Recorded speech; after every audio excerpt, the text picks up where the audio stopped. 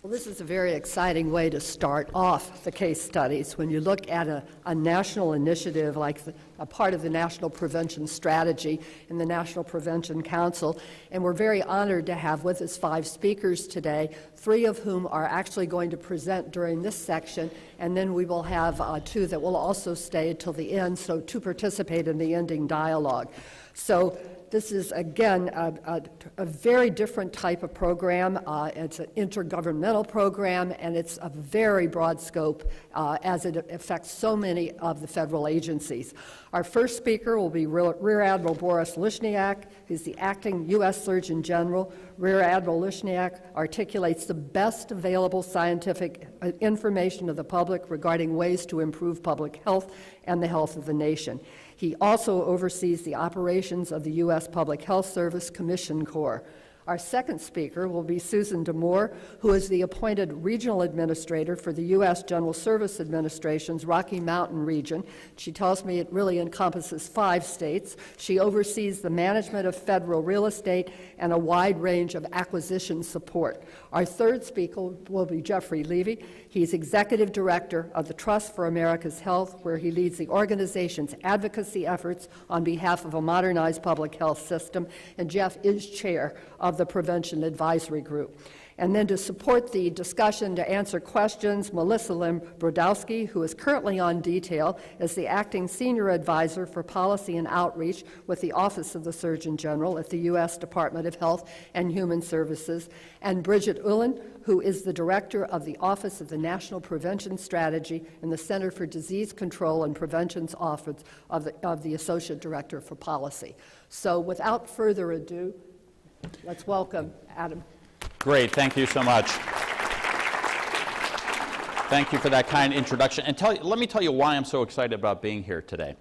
Part of it, obviously, being at the IOM, you always sort of sit back and kind of are awed by this place, right? You think to yourself, you're at the National Academy of Sciences, there's very important and intelligent people out there, and how did I ever end up in this position to be amongst this stellar audience?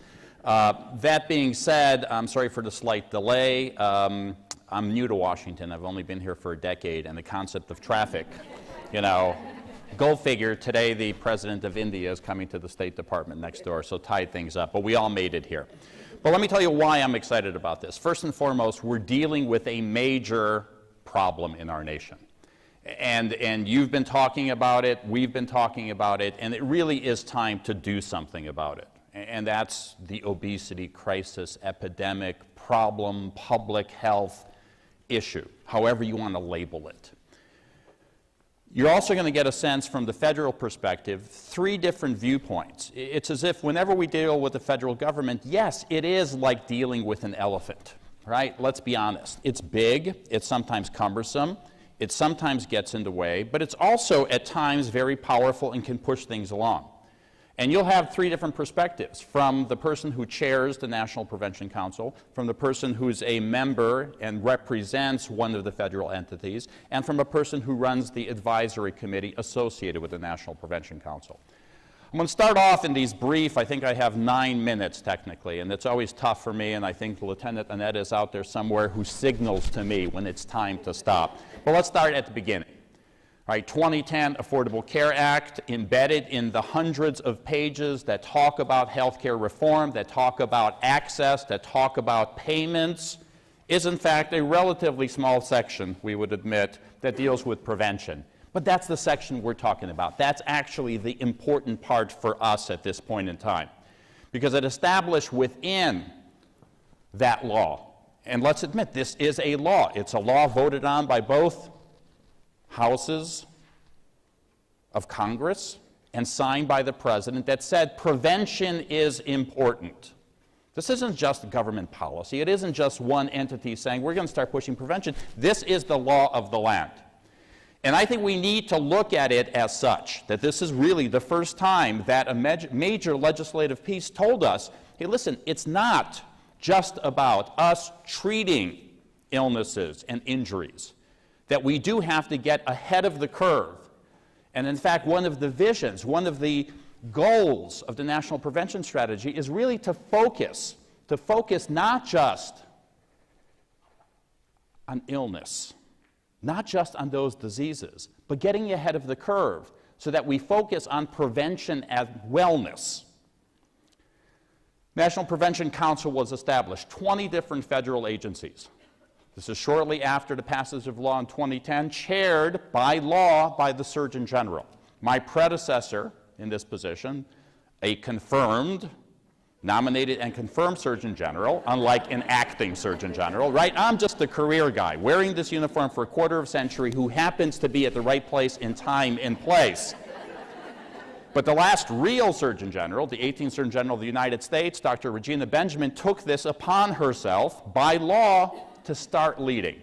We get 20 different federal agencies in the room, some of whom honestly had to be convinced that they needed to be in the room, right? Because part of it was, well, what role do I, a federal agency that doesn't have the word health in it, what do I have to do with health and wellness? And in fact, the learning curve, although at times rather steep, really pointed in that direction, saying, guess what? We're all responsible for health and wellness by government policies, by the fact that we have workers, we have staff, we have employees that we can influence. How many people do we have working for the feds now? 4.1 million or something like that? An incredible number that also have family members. What the feds do, this big elephant, in fact, does leave an impact. Certainly what we do by our policies, by pushing ahead and saying this is important, can be an example for others. Long gone are the days where the feds say, follow us because we're leading on this. I think we've acknowledged the fact is what we're asking people to do is stand in line with us because the prevention and health and wellness movement has to grab hold in this country. Council has established 20 different federal agencies chaired by the Surgeon General.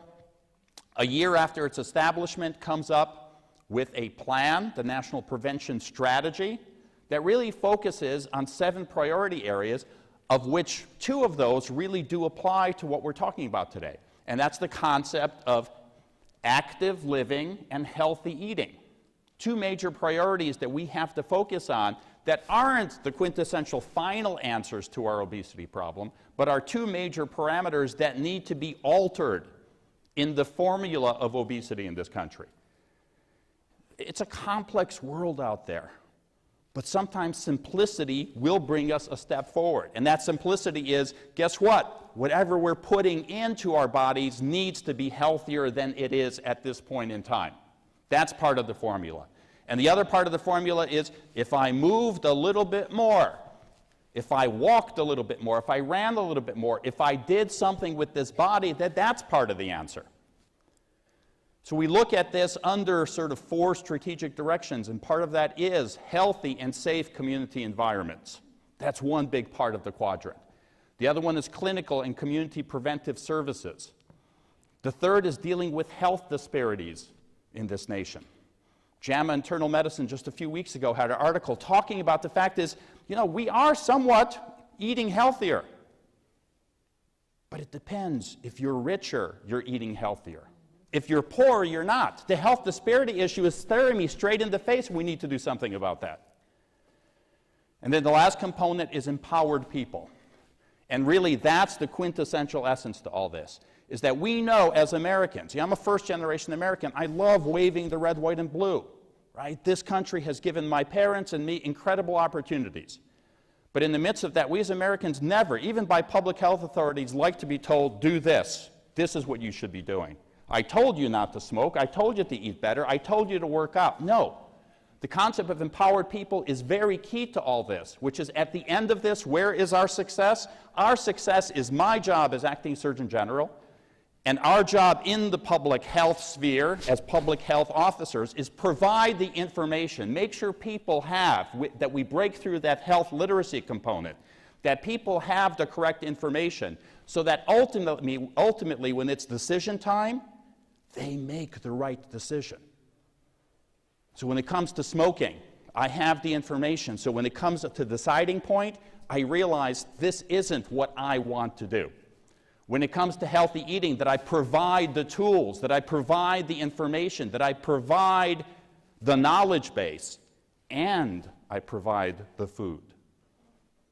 I provide that opportunity to get that food, to have that opportunity, the world of food deserts that we heard about that we need to break through. That ultimately that's the answer to our major public health issue. A year after that, in 2012, we went even further, from a strategy to an implementation plan. Please look at both those documents. They provide information of a pathway. And part of that pathway is 3 areas of focus for this implementation plan. One is to introduce the concept of prevention into our lives, into our agencies, into the lives of our employees and staff. The second component is tobacco-free workplaces.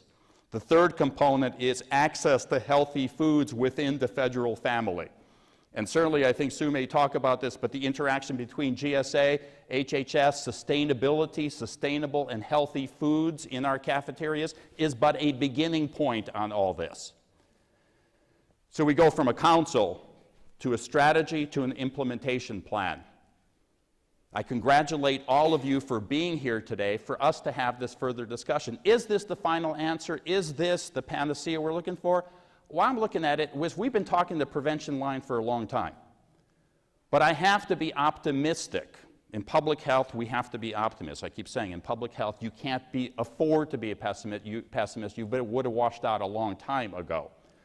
But that being said, the optimism is the fact is we have a new flag, and that new flag in the federal system is the National Prevention Strategy and that component of the Affordable Care Act that lets us push on with the concept that let's create something, a focus on health and wellness within those 20 federal agencies. Let's be the example. Let's put out those policies. Let's be aware of how we interact with our partners in pushing ahead on this agenda. I look forward to the time that we'll have the questions and answers and we can talk a little bit more. And now, Madam Chair, back to you. You're a hard act to follow those tips. Wow, we knew it would be inspirational, but perhaps not that inspirational. Thank you again very much. Our next speaker is Susan Damour. Thank you all so much. I want to qualify with the fact that I am not a health expert, but my service on the National Prevention Council is unique in that I am the only member of the council who is not a senior health expert in DC, but really about operations in Denver, Colorado, and the 5 surrounding states. So I'm really a deal maker, and I'm somebody who goes out and makes relationships and partnerships. And when I first got onto the council, I began to think of ways that I could do some meaningful projects that, as I've spent the year on the council, I've come to realize may lead to opportunities for behavior change. I think I'll talk to you in 3 areas. First, what's going on at General Services Administration. Next, what's going on within the federal family in my region, and then some of the partnerships that I am doing outside of the federal family with communities, state health departments, foundations, and nonprofit organizations. So first, what's going on at GSA? We had a lot going on at GSA. We never pulled it together under the rubric of public health, but we do child care centers, and now 97% of all the child care centers across the country sponsored by GSA are Let's Move certified, better food, better exercise. We do 19 farmers markets across the federal government, and they have been successful. We are working to ban e-cigarettes on our building as an add-on to no smoking in federal buildings or cars. We are pushing healthier food in our cafeterias and in our vending machines. This is an uphill battle, though, because we are working in partnership with the Randolph-Shepard Act, and many of the people who are vendors in our areas are very frightened that their revenue will go down if they shift what they're doing. We do bike share, we do walking paths, we do fitness centers, but my favorite program is we did a Feds Feed Families, where all the federal agencies in the country give food to food banks. In my region, we turned it around and we made it that we donated healthy food and that we bought food from our farmers market all summer long that was fresh fruits and vegetables, the only donations like that going into our food bank. On the federal level, I'm proud to say that my region is one of 2 regions with an active national prevention strategy team. Well, what does that mean? It means that the HHS Regional Surgeon General pulled together federal agencies, and I have been in the business of trying to rein in and bring in some of those federal agencies so that we can start walking together, we can start sharing best practices, we can help HUD do more about making their buildings smoke-free, and we can really partner together. The favorite thing that GSA is doing is we have a program called Fitwell, and we are trying to get our buildings in partnership with CDC and the City of New York to have, many of you probably know about LEED certification, which is to make buildings very energy efficient. We're going to now make them healthier buildings and certify them as Fitwell buildings. And then what about my partnerships in the community? Well, I've been very lucky because one of my friends is on the national board of a group called Reach Out and Read, which is a fabulous program coming out of Boston, Massachusetts. This is one of their books printed in Nepalese. They are working with pediatricians in low-income health clinics to bring literacy to children starting at 6 months, and every wellness visit, the children get a new book. So if a sibling comes to the visit, they get a gently used book, and the pediatrician spends time with the family getting literacy front and center in that family from the most trusted member outside of the nuclear family. We did bookmarks with this group, which was a lot of fun. We did them in Spanish and English. And so the bookmarks really became just a way to talk to parents, not only about good reading, but about good eating and good exercise.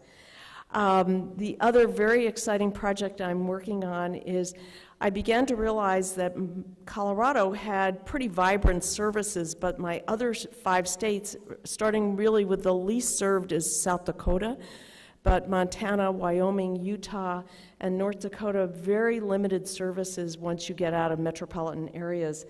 And so I went and approached the Denver International Airport because often to get to one of my satellite states, you have to fly through the airport. So my concept is that we are going to hopefully get them to become the first partner with the National Prevention Council in the country and get the airport not only thinking about exercise by doing walking paths in and out of the building, but also about healthier food options, healthier gifts. For children, instead of buying them a candy bar, give them a jump rope. It supports their concessionaires and their agenda about getting the airport revenue not totally dependent on ticket sales, but also driven by concession dollars, and that we would be working to partner with them. I am also working, Dr. Lushniak was very generous in sending one of his top CDC people, Dr. Bill Bailey, who is the former dental services director for CDC, back to us in Colorado. So the minute he got there, I immediately found him because I'm pretty guileless about going out and finding partners in this adventure. And Bill and I are now going to start to work together that perhaps we can get dental services to low-income children and really start to work also with the large and expanding the Hispanic population in Colorado and in our surrounding states. We are the thinnest state in the United States, and we're very proud of that, but we have the second fastest rate of childhood obesity, and much of it is tied to our low-income populations. And so the strategies and my education in learning that it isn't just the small projects I've talked to you about today, but it's really about behavior change and starting in the federal government.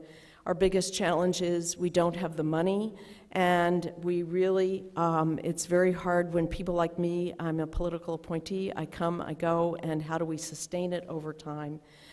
So thank you for letting me share a couple of the ideas that I've been working on.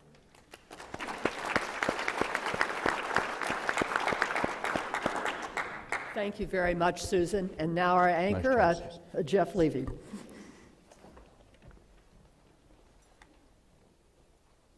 Thank you, and I guess I've been in Washington too long because I'm using slides.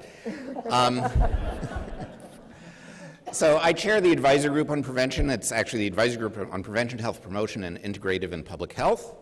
which means the name of this committee was written by committee. And so just from the name, you can tell we are a very diverse group of people, but I think all of us from different walks of life and different fields, very committed to seeing the prevention strategy work. And what I'm going to try to offer is the sort of an outsider perspective of how the prevention strategy actually could be a model for how we develop the multi-sector collaborations that are really needed to address obesity. I'm not telling any of you anything new, you know that. But is the prevention strategy a tool that can inspire broader federal leadership in addressing the obesity epidemic? And I think Dr. Lushniak was right in saying that the National Prevention Council, when it was initially formed, some of those folks didn't perhaps understand why they were being brought to a National Prevention Council. But the very process of writing the National Prevention Strategy, I think, created that change in culture. And that's the kind of culture we need to be replicating. And it is also proof that a law can change behavior. So a law created the council, a law mandated that these agencies participate, a law set a one-year deadline for writing the strategy, or we would still be waiting for that strategy. And that in and of itself is perhaps a lesson about how you can change things. But I think what's important is and I think where the advisor group on prevention is coming from, is really thinking about the potential that the council offers for leading cross-sector approaches. What you heard from Sue is a wonderful example of bringing people together. It is not the general rule, it is unfortunately more the exception. And indeed, even within the obesity-related goals of the prevention strategy, the agencies have really been focused on interventions that can be achieved within their own silos. And I think the real success of the council and the real success of the strategy will be measured when and if we see much more work across jurisdictions, and that these agencies bring their constituencies along in understanding the role that housing, that justice, that transportation, that every one of the member agencies has in contributing to better health, including addressing obesity. So a while ago, when we thought there would be a rapid approval of a new nominee for Surgeon General, the advisor group made a recommendation to the incoming Surgeon General, but that's okay. We have an acting Surgeon General who believes in acting, so we're happy if he would be acting on this. And one of the reasons that I'm not lobbying. And one of the reasons I have to leave immediately after this panel is that we have two working groups trying to implement this develop more implementation steps for this recommendation that are meeting today. But our recommendation was that the Surgeon General should develop one or more focused initiatives to improve community health that would engage several cabinet-level agencies working collaboratively, and that it's important for a cross-agency initiative to demonstrate the co-benefits of working together. And obviously, doing something obesity-related or addressing the social determinants of health that would have a very direct impact on obesity would really make a difference. And so what we're suggesting is that the agencies should use a collective impact framework to take the next steps. Now, this is not all 20 agencies coming together and trying to negotiate a project, but are there 3, 4 agencies who could come together who are ready, willing, and able to use this kind of a framework to move the needle and really demonstrate the value of working together. We in the advisory group are painfully aware that we have at least 2 more years of work. We all serve at the pleasure of the president. This president will be gone. It doesn't matter how the election turns out. We may not be there. We may not please the next president. And so we want to see some of these things put into place pretty quickly. I think there's some challenges associated with this within the federal agencies and at the local level. How well it is understood that health is an integral part of their mission, or that the co-benefits of doing certain things also redound to health. There are some very practical challenges to these agencies working together. how you braid and blend funding streams so you make life easier for people on the ground. It's really nice for the federal government to say, gee, people working in transportation and housing and health really ought to be working together, and here, we're sending you our siloed bits of money. Now blend it all together on the ground, but when you report back to us, please keep track of each of our dollars, because each of our dollars are different colored money. The federal government somehow needs to, if we really believe in these multi-sector collaborations, if we really believe that these things ought to come together, the federal government shouldn't just be inspiring, it needs to create the mechanisms that allow this to happen in an easier way at the local level. That can be common funding opportunity announcements. It can be the blending of dollars, so different colored dollars become one color on the ground. It can also be finding ways to work together and have common metrics. So one opportunity that is out there is coming out of some work of the Prevention Advisory Group. We have, one of the things I think we're proud of is that we're trying to catalyze other things to happen that the advisory group doesn't need to keep taking care of. And so with the support of the Kellogg Foundation and the Robert Wood Johnson Foundation and Kaiser Permanente, we've been able to establish a national collaborative on education and health, which is bringing people from the health sector and the education sector together to try in two areas. One, to develop common metrics so that health metrics could be integrated into school report cards, which is something very relevant to inspiring change on the part of educators. And also integrating schools as key players in the health reform system. There's also another opportunity in some of the work that CMS is supporting around population health initiatives. More and more we're hearing CMS talk about the social determinants of health and being willing to see health dollars used to address some of those social determinants. I think there's a tremendous opportunity there as well for addressing obesity. Thank you.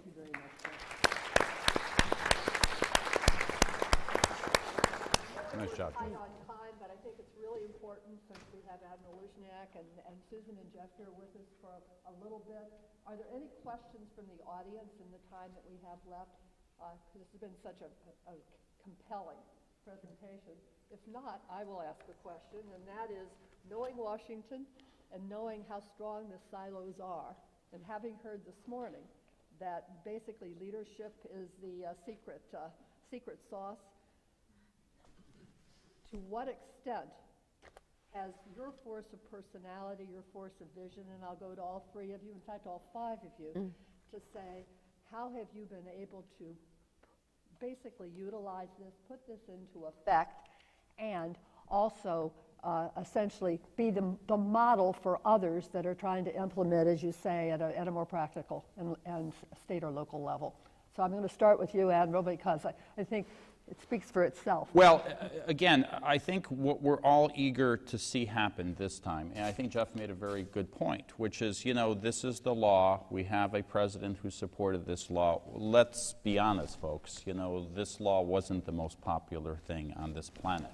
And in fact, you know, you want to have divisiveness, you know, you bring up politics, you bring up religion, you bring up ACA, you know, in that list.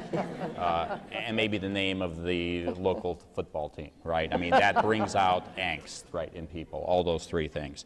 I think all of our goals, and I'll speak for myself, is the sense is that we can't drop the ball on this one, right? And it has to continue, with or without us in these leadership positions, with or without the concept that you know, we'll have a change of administrations one way or the other. The sense is that, you know, I oftentimes think the best thing I can do in this position as acting Surgeon General right now is to try to bring it up to a level of discussion that health is no longer thought of as a secondary resource in this country. And I think for too long we've allowed it to be. It's as if other things bump us out of the way.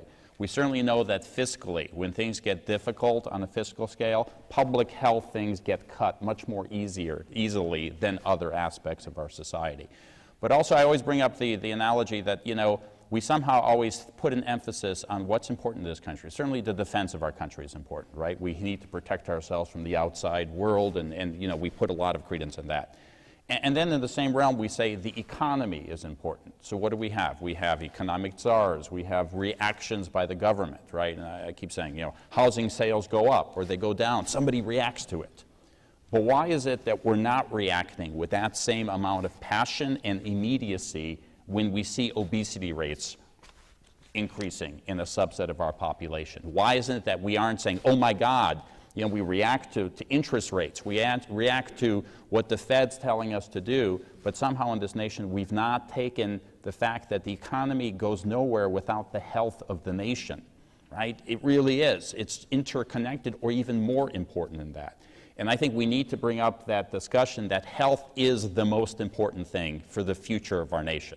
It runs the economy, it runs the defense of our country, right? When we have partnerships as we have with the Department of Defense, and they say that health has become a national strategic imperative, that means that they're worried about healthy recruits coming in to defend our country, right? That's an aspect of where we have to now proudly say it's all about health, not secondary. And I think that's where we need to take this discussion, and that's the job of the Surgeon General. Right. The last thing that I'll add to it is it begins at the individual level, right?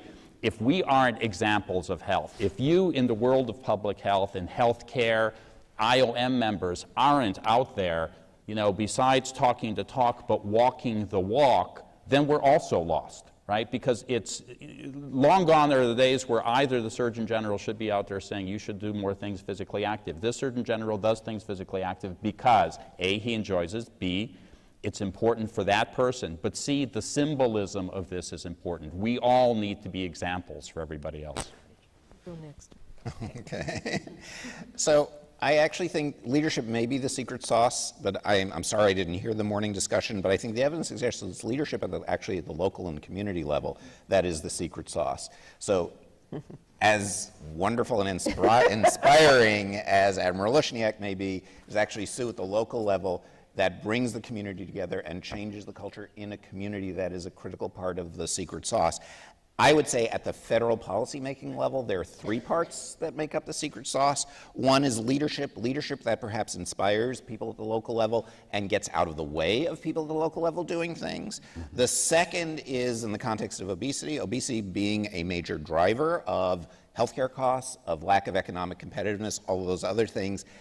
That alone will not get us to pay more attention and do more unless we have the third part, which is viable solutions. And I think we are now at the stage where we actually have some of those viable solutions. A big hand to our guests. Thank you so much for taking the time, and I think we've gone from inspiration to institutionalizing, so I think it's a fantastic transition. Thanks again and again. Appreciate it.